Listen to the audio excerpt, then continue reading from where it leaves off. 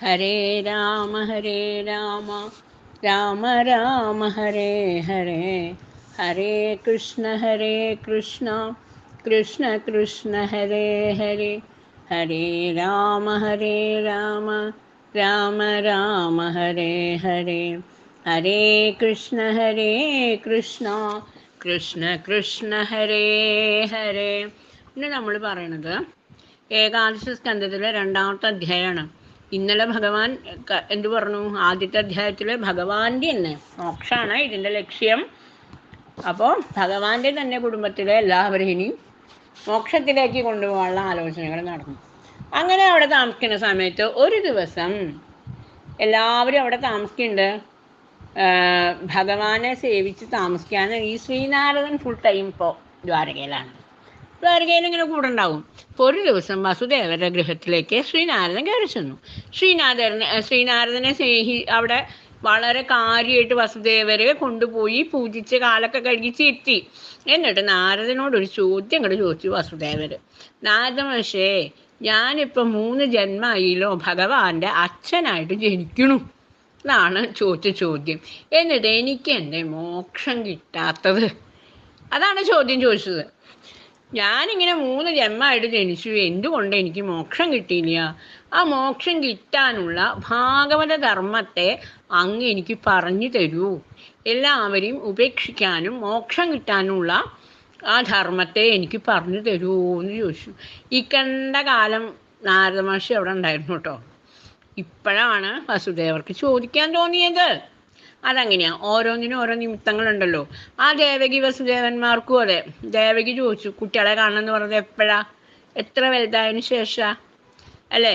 അവിടെ വെച്ചിട്ട് സെമന്തപഞ്ചക തീർത്ഥക്കരയിൽ വെച്ച് കഴിഞ്ഞിട്ടാണ്. എപ്പോഴാ അതുണ്ടായത്? സെമന്തപഞ്ചക തീർത്ഥക്കരയിൽ വെച്ച് യശോദമ്മയും നന്ദഗോപരും കൂടിയിട്ട് രാമനെയും കൃഷ്ണനെയും തൻ്റെ മടിയിലിരുത്തി.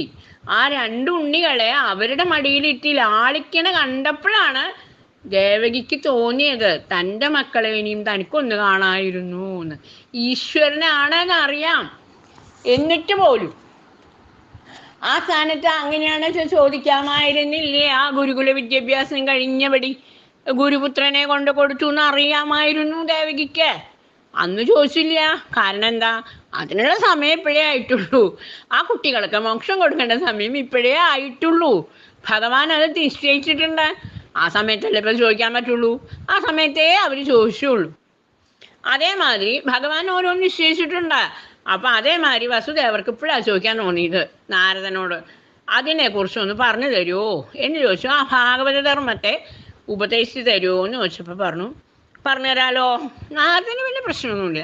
അപ്പം നാരദ മഹർഷി എന്ത് പറഞ്ഞു? ഞാനൊരു കഥ പറഞ്ഞുതരാം എന്നും പറഞ്ഞ നാരദ മഹർഷിക്ക് കഥ പറച്ചിലൊക്കെ വലിയ ഇഷ്ടമാണ്. നാരദ മഹർഷി ഒരു കഥ പറഞ്ഞു കൊടുത്തിട്ടുണ്ട്. പണ്ട് നിമി മഹാരാജാവിൻ്റെ കൊട്ടാരത്തിൽ, മിഥിലയിലെ രാജാവാണ് നിമി മഹാരാജാവ്. നിമി മഹാരാജാവ് വലിയ കാട്ടിൽ യാഗമൊക്കെ നടത്തുന്ന ആളാണ്. അങ്ങനെ യാഗമൊക്കെ നടത്തിക്കൊണ്ടിരിക്കുമ്പോൾ ആ കൊട്ടാരത്തിലേക്ക് ആര് കയറി വന്നു? നവയോഗികൾ കയറി വന്നു. ആ നവയോഗികൾ ആരെ? ഈ നവയോഗികളെ വെച്ചാൽ പഞ്ചമത്തിൽ നമ്മൾ ഋഷഭൻ്റെ പുത്രന്മാരെ പഠിച്ചിട്ടുണ്ട്. അവരാണ് ഈ നവയോഗികൾ. അവരാരൊക്കെയാ? കവി, ഹരി, അന്തരീക്ഷൻ, പ്രബുദ്ധൻ, പിപ്പലായനൻ, ആവിർഹോത്രൻ, ദ്രമിളൻ, ചമസൻ, കരഭാജനൻ. ഇങ്ങനെയുള്ള 9 പേരാണ് ഈ നവയോഗികൾ എന്ന് പറയുന്നത്. അവർ ഋഷഭദേവൻ്റെ പുത്രന്മാരാണ്. പഞ്ചമത്തിൽ അവരതിനെ കുറിച്ച് പറയുന്നുണ്ട്. അതിൽ തന്നെ പ്രത്യേകം പറയുന്നുണ്ട്. ബാക്കി ഏകാദശത്തിൽ കേൾക്കാന്ന്, ഏകാദശ സ്കന്ധത്തിൽ കേൾക്കാമെന്ന് പറയുന്നുണ്ട്. അങ്ങനെ അവർ കയറി വന്നപ്പോൾ ഇദ്ദേഹം ചോദിച്ചത് അതന്നെയാണ്. മനുഷ്യജന്മം ഇങ്ങനെ സജ്ജന സംസർഗമൊക്കെ കിട്ടിക്കഴിഞ്ഞാൽ അതിനിനി എന്താ ചെയ്യേണ്ടത്? ബാക്കി മനുഷ്യജന്മം സജ്ജന സംസർഗമൊക്കെ വളരെ ദുർലഭമായിട്ടേ കിട്ടുള്ളൂ. അത് കിട്ടിക്കഴിഞ്ഞാൽ നമ്മൾ എന്താണ് അവരോട് ചോദിക്കേണ്ടത്? എന്താ വേണ്ടത് ചോദിച്ചപ്പോൾ പറഞ്ഞു, ആത്യന്തികമായ ശ്രേയസ് എന്താണ് എനിക്ക് പറഞ്ഞു തരുമോ എന്ന് പറഞ്ഞു. നിമി മഹാരാജാവ് ആരോട്? നവയോഗികളോട് ചോദിച്ചു. ഇതേ ചോദ്യമാണ് ഭാഗവതം തുടങ്ങുമ്പോൾ ഫസ്റ്റ് ഒറ്റ ക്വസ്റ്റ്യനുള്ളൂ. ആത്യന്തികമായ ശ്രേയസ് എന്താണ്? അങ്ങനെ ഓരോരോ ഇടയ്ക്കിടയ്ക്ക് ഇങ്ങനെ ചോദിക്കുന്നു മാത്രമേ ഉള്ളൂ. പരീക്ഷിത്ത് മഹാരാജാവും ശീശുവിനോട് ചോദിച്ചത് ഇതേ ചോദ്യം തന്നെ, മൈത്രേയനോട് വിദുരൻ ചോദിച്ചതും ഇതേ ചോദ്യം തന്നെ. ഇപ്പൊ എല്ലാം കഴിഞ്ഞ് നിമി മഹാരാജാവ് നവയോഗികളോടും ചോദിച്ചത് തന്നെയാണ്, ആത്യന്തികമായ ശ്രേയസ് എന്താണ് എന്നാണ് ചോദിച്ചത്. അപ്പം പറഞ്ഞു കൊടുക്കുകയാണ്. അവർ ഓരോരുത്തരായിട്ട് ഓരോ കാര്യങ്ങൾ പറയുക. അതിൽ ആദ്യത്തെ ആളായ കവി എന്ന് പറഞ്ഞ ആ മഹർഷി പറഞ്ഞു കൊടുക്കുകയാണ്, ആത്യന്തികമായ ശ്രേയസ് എന്ന് പറഞ്ഞാൽ ഗുരുവായൂരപ്പനെ സേവിക്കലാണ് കേട്ടോ. ഒറ്റ വാക്കിൽ പറഞ്ഞു, ഗുരുവായൂരപ്പനെ സേവിക്കലാണ് ആത്യന്തികമായ ശ്രേയസ് എന്ന് പറയുന്നത്, അല്ലാണ്ട് വേറെ ഒന്നും അല്ല. അത് ചെയ്താലേ നമുക്ക് സുഖം കിട്ടൂ. നമ്മൾ സുഖം വേണം എന്ന് വിചാരിച്ച് കഷ്ടപ്പെട്ട് ഓരോന്നൊക്കെ ഉണ്ടാക്കി വെക്കുക. അതൊരിക്കലും നമുക്ക് സുഖം തരില്ല എന്ന് മാത്രമല്ല, ദുഃഖം തരും ചെയ്യും. അതുകൊണ്ട് ആത്യന്തികമായ ശ്രേയസ് ഉണ്ടാവണമെങ്കിൽ, നമുക്ക് സുഖം കിട്ടണമെന്ന് മോഹം ഉണ്ടെങ്കിൽ എന്ത് ചെയ്യണം? ഭഗവാനെ സേവിക്കണം. ഗുരുവായൂരപ്പനെ സേവിക്കുക മാത്രമേ അതിന് ഒരു മാർഗമുള്ളൂ എന്ന് കവി എന്ന് പറഞ്ഞ മഹർഷി പറഞ്ഞു കൊടുക്കുക. അപ്പൊ ചോദിക്കുകയാണ്, അതെന്താ ഇങ്ങനെയാ? വളരെ എളുപ്പമാണ് എന്ന് പറഞ്ഞു കൊടുക്കുകയാണ്. എൻ്റെ മനസ്സ്, വാക്ക്, ശരീരം എന്നീ ത്രിവർഗ കരണങ്ങളാൽ ചെയ്യുന്ന എല്ലാ പ്രവൃത്തിയും ഭഗവാന് സമർപ്പിക്കുക, അത്രയേ വേണ്ടൂ. മനസ്സുകൊണ്ട്, വാക്കുകൊണ്ട്, ശരീരം കൊണ്ട് എന്ത് ചെയ്യായാലും അത് ഗുരുവായൂരപ്പന് വേണ്ടിയിട്ടാണ്. ഏകാശി നോൽക്കുകയാണെങ്കിൽ ഗുരുവായൂരപ്പന് വേണ്ടിയിട്ട്, പ്രദോഷം നോൽക്കുകയാണെങ്കിൽ മഹാദേവന് വേണ്ടിയിട്ട്. നമ്മൾ പറയാറില്ല, എന്ത് കൈലാസം നേരെയാവാൻ വേണ്ടിയിട്ടല്ല കേട്ടോ നമ്മളാരും പ്രദോഷം നോൽക്കാറ്. അതെ, അതല്ലേ പറയുക. കൈലാസം നേരെയാവാൻ വേണ്ടിയിട്ട് ആരും ഇന്നൊരു പ്രദോഷം നോട്ടിട്ടില്ല എന്നല്ലേ പറയുക. അങ്ങനെയല്ല, കൈലാസം നേരെയാവാൻ വേണ്ടി നമ്മൾ അങ്ങോട്ട് പ്രദോഷം നോൽക്കുക. അങ്ങനെയാണ് വേണ്ടത്. അങ്ങനെ ഇങ്ങോട്ട് തിരിച്ചു ചെയ്യുക. അങ്ങനെ കൈ കൊണ്ടും കായേന വാച മനസേന്ദ്രിയേർവ ബുദ്ധ്യാത്മനവ പ്രകൃതേ സ്വഭാവ കരോമി യദ്യ സകലം പരസ്മൈ നാരായണായേതി സമർപ്പയാമി. ഇതെല്ലാവരും കേട്ടിട്ടുണ്ട്, എല്ലാവരും ദിവസവും ചെല്ലണ കാര്യമാണ്. പക്ഷെ അതിൻ്റെ അർത്ഥം അറിഞ്ഞിട്ടാണോ എന്ന് ചോദിച്ചാൽ എനിക്ക് അറിഞ്ഞൂടാ.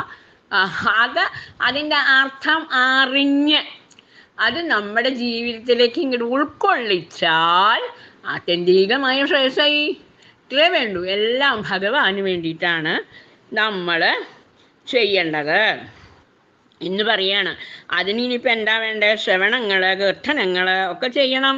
ഭഗവാന്റെ കഥ ആരാ പറയണമെന്ന് വെച്ചാൽ അവിടെ പോയിരിക്കുക, കഥ കേൾക്കുക. കുറച്ച് കഴിഞ്ഞാൽ പാട്ട് പാടണം തോന്നും, പാട്ട് പാടുക, നാമം ജപിക്കുക. ഇതൊക്കെ നമ്മൾ ചെയ്യണ്ടു, വേറൊന്നും ചെയ്യാനില്ലതിൽ. ഇത് എന്ന് മുതൽ ഭാഗവതം തുടങ്ങണം അന്ന് മുതൽ പറഞ്ഞിരിക്കുന്ന ഒരേ ഒരു കാര്യം തന്നെയാണ്. ഇതെന്ത് എന്താ പറയുക, നാമം ജപിക്കൂ, പാട്ട് പാടിക്കോളൂ എന്നെ പറഞ്ഞിട്ടുള്ളൂ. അങ്ങനെ ശ്രവണ കീർത്തനങ്ങൾ ചെയ്യുക, കഥകൾ കേൾക്കുക, രാമായണം വായിക്കുക, നാരായണീയം വായിക്കുക, ഭാഗവതം വായിക്കുക.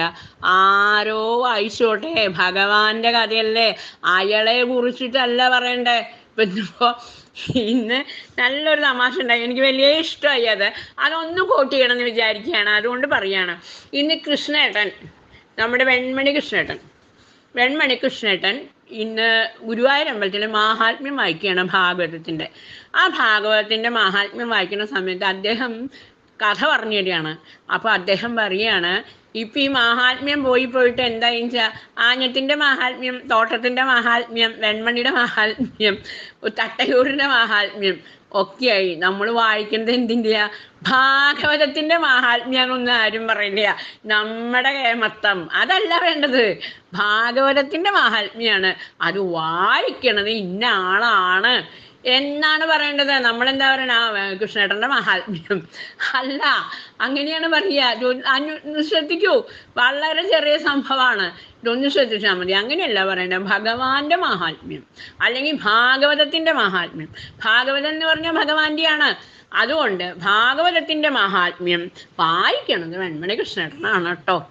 എത്ര സൗകര്യമുണ്ട് പറയാൻ. അങ്ങനെയല്ല, കൃഷ്ണേട്ടൻ്റെ മഹാത്മ്യം കൃഷ്ണേട്ടൻ്റെ ആണോ.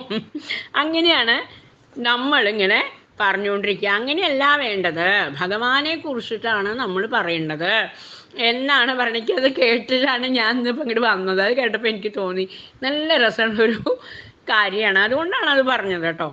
അങ്ങനെ ഭഗവാനെ കുറിച്ച് നമ്മൾ പറയുക, കഥ കേൾക്കുക, ആൾക്കാർ ആരാ കഥ പറയണ വെച്ചാൽ അത് അവിടെ പോയിരുന്ന് കേൾക്കുക, അങ്ങനെയൊക്കെയാണ് ചെയ്യേണ്ടത്. അങ്ങനെ ഭക്തിജ്ഞാന വൈരാഗ്യങ്ങൾ ഉണ്ടാവും. ഈ കഥ പറയലും കഥ കേൾക്കലും നാമം ജപിക്കലും ഒക്കെ തുടങ്ങിയാൽ തന്നെ ഭക്തിജ്ഞാന വൈരാഗ്യങ്ങൾ നമ്മുടെ മനസ്സിൻ്റെ ശക്തി അനുസരിച്ചിട്ട് ഉണ്ടായിക്കോളും തന്നെ. അതുണ്ടാവാൻ വേണ്ടി ഇനി വേറൊരു പണിയൊന്നും എടുക്കണ്ട. അതുകൊണ്ട് അതാണ് ചെയ്യേണ്ടത്. അതാണ് ആത്യന്തികമായ ശ്രേയസിന് ആദ്യം ചെയ്യേണ്ട കാര്യം എന്ന് പറഞ്ഞു കൊടുത്തു. അപ്പോൾ നിമി മഹാരാജാവ് എന്ത് ചോദിച്ചു? അടുത്ത ചോദ്യം ചോദിച്ചു. ഈ സജ്ജനങ്ങളെ കണ്ടാൽ എങ്ങനെ അറിയും? സജ്ജന സംസർഗമാണ് വേണ്ടതെന്ന് പറഞ്ഞല്ലോ. അവരുടെ ലക്ഷണം എന്താണെന്ന് ചോദിച്ചു. ഇവരെ കണ്ടുപിടിച്ച് അറിഞ്ഞിട്ട് വേണ്ടേ നമുക്ക് അവരുടെ അടുത്ത് പോയി നിന്നിട്ട് കഥ കേൾക്കാനും കഥ പറയാനും പാട്ട് പാടാനും ഒക്കെ പറ്റുള്ളൂ. അപ്പം ചോദിച്ചു, ഈ സജ്ജനങ്ങളെ കണ്ടാൽ എങ്ങനെ തിരിച്ചറിയാം എന്നാണ് രണ്ടാമത്തെ ചോദ്യം ചോദിച്ചത് നിമി മഹാരാജാവ്. അപ്പം അതിന് ഉത്തരം പറഞ്ഞത് ഹരി എന്ന് പറഞ്ഞ മഹർഷിയാണ് രണ്ടാമത്തെ ആൾ. ആ രണ്ടാമത്തെ ആളാണ് അതിന് ഉത്തരം പറഞ്ഞു. എന്താ പറഞ്ഞേ? അത് ഹരി പ്രത്യേകിച്ച് പറഞ്ഞു. ഈ പ്രതിമകളിൽ, പിന്നെ എന്താ പറയുക, പടങ്ങളിൽ, ഇവിടെയൊക്കെ മാത്രം ഈശ്വരനെ കാണുന്ന ആള് അല്ല. എല്ലാവർക്കും അങ്ങനെ ഈശ്വരനെ കാണാൻ സാധിക്കും. അങ്ങനെയുള്ളവർ, സാധാരണ ജനങ്ങളിൽ ദ്രോഹം ചെയ്യുന്നവർ സജ്ജനല്ല. അവരൊരിക്കലും ഒരാളെയും ദ്രോഹിക്കില്ല. സജ്ജനങ്ങളെന്ന് പറഞ്ഞു കഴിഞ്ഞാൽ മറ്റുള്ളവരുടെ ദുഃഖം അവരവരുടെ ദുഃഖമായിട്ട് കണ്ട് ഈശ്വരനോട് പറയുന്ന ആൾക്കാരാണ് ഈ സജ്ജനം എന്ന് പറയുന്നത്. വേഷഭൂഷകൾ കണ്ടാലൊന്നും മനസ്സിലാവില്ല. ഈ ചന്ദനക്കുറിയും ഗോപിക്കുറിയും കുങ്കുമപ്പൊട്ടും ഭസ്മക്കുറിയും ഒന്നും സജ്ജനത്തിൻ്റെ ലക്ഷണമല്ല. അതൊക്കെ വേഷഭൂഷകൾ മാത്രമേ ആവുള്ളൂ. ആ വേഷം കെട്ടിയത് കൊണ്ട് ചിലപ്പോൾ നമുക്കൊരു സംതൃപ്തി ഉണ്ടാവുണ്ടായിരുന്നു. ഈ വേഷമൊക്കെ കണ്ടിട്ട് ആൾക്കാർ ഹായ് കേമൻ എന്ന് പറയുണ്ടാവുമല്ലോ. അപ്പം അതിൻ്റെ ഒരു സുഖം നമുക്കുണ്ടാവും. എന്നല്ലാണ്ട് അവരൊന്നും സജ്ജനങ്ങളല്ല. സജ്ജനങ്ങളെ എന്ന് പറഞ്ഞു കഴിഞ്ഞാൽ അവരൊരാളെയും ദ്രോഹിക്കുക എന്ന് പറഞ്ഞൊരു സംഭവം അവരുടെ നിഘണ്ടുവിനില്ല. ഒരാളെ വേദനിപ്പിക്കുന്ന ഒരു സംസാരം പോലും അവരുടെ കയ്യിൽ നിന്നുണ്ടാവില്ല. അവരൊരാളെ പോലും വേദനിപ്പിക്കില്ല. പിന്നെ അവരേത് നേരവും നാമം ജപിച്ച് നടക്കുന്നുണ്ടാവും. ഭഗവാനെ കുറിച്ച് അല്ലാണ്ട് അവർക്കൊന്നും പറയാനില്ല. നമ്മളിപ്പോൾ ഒരാളോട് സംസാരിക്കുകയാണെങ്കിൽ നമ്മൾ ശ്രദ്ധിച്ചോളൂ. ചില ആൾക്കാരെ നമ്മളെ കൊണ്ട് സംസാരിപ്പിച്ചു കഴിഞ്ഞാൽ അവരും ഒന്നിനെ ഗുരുവായൂരപ്പൻ്റെ ഉച്ചപൂജയോ ശിവേലിയോ എന്തെങ്കിലുമൊക്കെ കൊണ്ടെത്തിക്കും. ചില ആൾക്കാർ അങ്ങനെയല്ല. നമ്മുടെ വീട്ടിൽ വെച്ച് അടുക്കളയിൽ വെച്ച ചീരക്കൂട്ടാനെ കുറിച്ചിട്ടായിരിക്കും പറയുണ്ടാവുക. അതല്ലെങ്കിൽ ഇന്നലെ വാങ്ങിച്ച സ്വർണ്ണവളയെ കുറിച്ചിട്ടോ തൃശ്ശൂർ പോയ അടുത്ത ജ്വല്ലറീനെ കുറിച്ചിട്ടോ എന്തെങ്കിലുമൊക്കെ നമ്മളെ കൊണ്ടുപോകും. അതല്ലെങ്കിൽ ഇപ്പോഴത്തെ നില വെച്ചിട്ട് സകല ആൾക്കാരും ആശുപത്രി വിശേഷങ്ങളാണ് അവർക്ക് പറയാനുള്ളത്. നമ്മളെ അവിടെ കൊണ്ടെത്തിക്കും. അവരൊന്നും സജ്ജനങ്ങളല്ല. അവർക്കൊന്നും അത് അറിയൂല. അവരെന്തോ പറയുന്നു എന്ന് മാത്രമേ ഉള്ളൂ. സജ്ജനങ്ങൾ അങ്ങനെയല്ല. അവരോട് അടുത്ത് സംസാരിച്ച് അവർ ഭഗവാന്റെ അടുത്ത് കൊണ്ടെത്തിക്കും നമ്മളെ. അങ്ങനെയുള്ള ആൾക്കാരെയാണ് സജ്ജനങ്ങൾ എന്ന് പറയുന്നത്. അവരുടെ അടുത്താണ് ഇരുന്നിട്ട് നമ്മൾ കഥ പറയുക, കഥ കേൾക്കുക ഒക്കെ ചെയ്യേണ്ടത്. അത് നമ്മൾ സപ്താഹമുള്ള സ്ഥലത്തൊക്കെ ചെന്നിരുന്നാൽ അവരെയൊക്കെ കാണാൻ പറ്റും. അവരതേ പറയൂ, അവരതേ കേൾക്കൂ. അവർക്കത് മാത്രമേ കേൾക്കണ്ടൂ. ഇനി അഥവാ നമ്മൾ എന്നിട്ട് ഈ ആവശ്യമില്ലാത്ത കാര്യം പറയുകയായാലും ഈ സജ്ജനൻ നല്ല സജ്ജനാണെന്ന് വെച്ചാൽ പറയും, ഇത്രയൊക്കെ ഉപദ്രവം വന്നില്ലേ, ഇനി നിങ്ങൾ നാമം ജപിച്ചോളൂ, നേരെ ആയിക്കോളൂ കേട്ടോ എന്ന് പറയും. അതാണ് സജ്ജനങ്ങളുടെ ലക്ഷണം. അവരൊരിക്കലും ഒരാളെയും ദ്രോഹിക്കില്ല. അവരൊക്കെ ഇന്ദ്രിയങ്ങളെ ജയിച്ച കാമക്രോധ ലോഭമോഹാദികൾക്കൊന്നും അടിമപ്പെടാത്ത ആൾക്കാരെ ആയിരിക്കും. ഈശ്വരനെ കണ്ട് അവർ ഭഗവത് കഥകളിൽ ഇങ്ങനെ രമിച്ച് ശ്രീകൃഷ്ണ ഭഗവാനെ ഇങ്ങനെ ഹൃദയത്തിൽ ഇങ്ങനെ ആട്ടി അവിടെയൊക്കെ തൊട്ടികെട്ടി ഭഗവാനെ ഇരുത്തി ആട്ടി രസിക്കണ ആൾക്കാരാണ്. അങ്ങനെയുള്ള മഹാന്മാരെയാണ് ഉത്തമന്മാരായിട്ട് പറയുന്ന അവരാണ് ഈ സജ്ജനങ്ങൾ എന്ന് പറയണത്. അവരുടെ സംസർഗമാണ് നമുക്ക് വേണ്ടത്. അല്ലാണ്ട് വേറെ വല്ല കാര്യങ്ങളും പറയുന്ന ആൾക്കാരെയായിട്ട് സംസാരിക്കാൻ പാടില്ല എന്ന് പറയാണ്. അവരുടെ കൂടെ കൂടിയാലാണ് നമുക്ക് എന്തുണ്ടാവുക? പരമമായ ഭക്തി ഉണ്ടാവുക എന്ന് പറയാണ്. അപ്പോൾ അങ്ങനെയാണ് ഉള്ള ആൾക്കാരേനെയാണ് സജ്ജനങ്ങൾ എന്ന് പറയുന്നത്. അവരുടെ കൂടെ കൂടിയാലാണ് പരമമായ ഭക്തി ഉണ്ടാവുക എന്ന് പറഞ്ഞ് ബാക്കിയുള്ളവരെ ദൂർജനങ്ങളെ നമ്മൾ പട്ടേൽപ്പാട് ആ സമയത്ത് പറയുന്നുണ്ടത്, എൻ്റെ ഭഗവാനെ, എന്നെ സജ്ജനങ്ങളുടെ കൂടെ കൂട്ടിയില്ലെങ്കിലും വിരോധമില്ല, ദൂർജനങ്ങളുടെ ഇടയിൽ ഇടരുതേന്നാണ് പട്ടേൽപ്പാട് അവിടെ പ്രാർത്ഥിക്കണത്.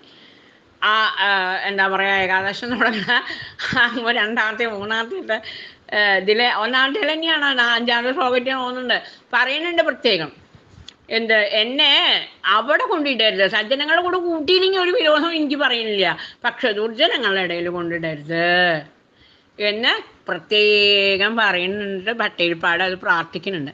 അങ്ങനെയുള്ള ആൾക്കാരെയാണ് എന്ത് പറയണേ? സജ്ജനങ്ങൾ എന്ന് പറയുക. അവരുടെ കൂടെ കൂടിയാലാണ് ഉത്തമമായ ഭക്തി ഉണ്ടാവുക. അവരുടെ കൂടെയാണ് കൂടുള്ളത്. അവരുടെ കൂടെ കൂടി കഥകളും ഇതൊക്കെ പറയുകയും കേൾക്കും ഒക്കെയാണ് ചെയ്യേണ്ടത് എന്ന് പറയാണ്. അപ്പം അതിൻ്റെ ഇടയിൽ ഇവിടെ പറയും രാജസഭക്തി, താമസഭക്തി, ഉത്തമഭക്തി എന്നതിനെ കുറിച്ചൊക്കെ ചെറുതായിട്ടൊക്കെ സൂചിപ്പിക്കുന്നുണ്ട്. അതൊക്കെ സംഖ്യയോഗത്തിൽ നമ്മൾ പറഞ്ഞ അതേ കാര്യം തന്നെയാണ്. അതൊന്നും ആവശ്യമില്ലാത്തതുകൊണ്ട് പറയുന്നില്ല. നമുക്ക് സജ്ജനാരാന്ന് അറിഞ്ഞാൽ പോരെ, നമുക്ക് ആവശ്യമുള്ള കാര്യങ്ങൾ അറിഞ്ഞാൽ പോരെ, അതിനെക്കുറിച്ചും കൂടി ഇതിൽ സൂചിപ്പിക്കുന്നുണ്ട് എന്ന് പറഞ്ഞുകൊണ്ടാണ് ഈ അധ്യായം ഇവിടെ അവസാനിക്കുന്നത്. സർവത്ര ഗോവിന്ദ നാമ സങ്കീർത്തനം. ഗോവിന്ദ ഗോവിന്ദ.